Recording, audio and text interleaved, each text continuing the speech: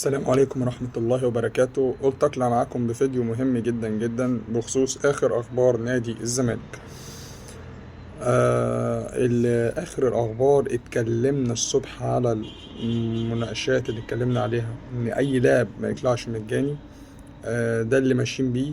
يعني جه عرض لحسام أشرف، ولكن عرض بإعارة مجانية من لسموحة، ولكن الزمالك لسه بالمناقشة إن ممكن حسام أشرف يبقى في صفقة تبادلية.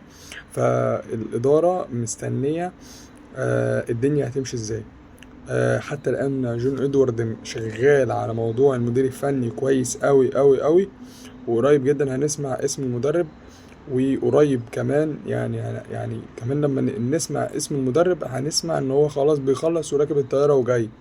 مش هنقوله ان هو مثلا في مفاوضات ولا كده، لا، ده هنسمع الاسم وهو خلاص مخلص معاه كل حاجة.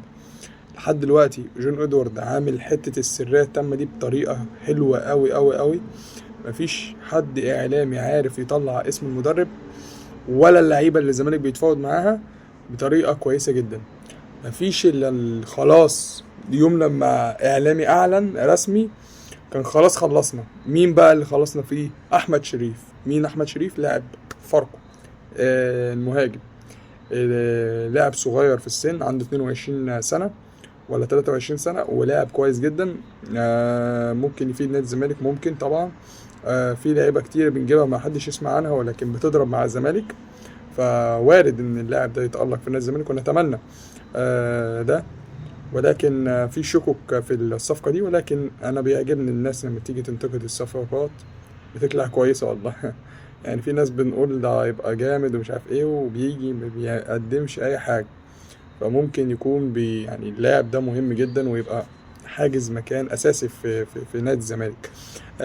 أيضا في لاعب أجنبي تحت السن عنده 18 سنة. ده لاعب كونغولي في وسط الملعب. برضك الزمالك بيتفق معاه اتفاقات خلاص مع وكيله، وبيخلص الدنيا معاه، وقريب جدا ممكن تسمعوا خبر رسمي ان هو جه الزمالك خلاص. اللاعب اساسا صغير عنده 18 سنة، ولاعب مغمور كويس جدا جدا جدا، وهيفيد نادي الزمالك في نص الملعب. ايضا في لاعب في حمزة علاء حارس المرمى.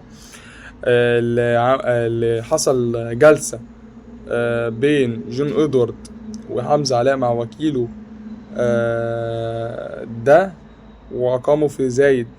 لاعب مرحب بان هو يجي، ولكن المقابل المادي رفعوه. كان كلموا معاه على 10، بعد كده رفعوا المقابل المادي ل 13، واخر عرض قدمناه هو 14. رفع العرض. طبعا اللاعب فري، هنجيبه فري. اللاعب مهم جدا، حارس مرمى كويس جدا جدا جدا، هيفيد نادي الزمالك. ولاعب صغير ممكن هيبقى افضل طبعا من عواد البعيد جدا عن مستواه، وهيفيد نادي الزمالك جامد جدا جدا جدا. اشكركم لمتابعتكم معايا، والسلام عليكم ورحمة الله وبركاته.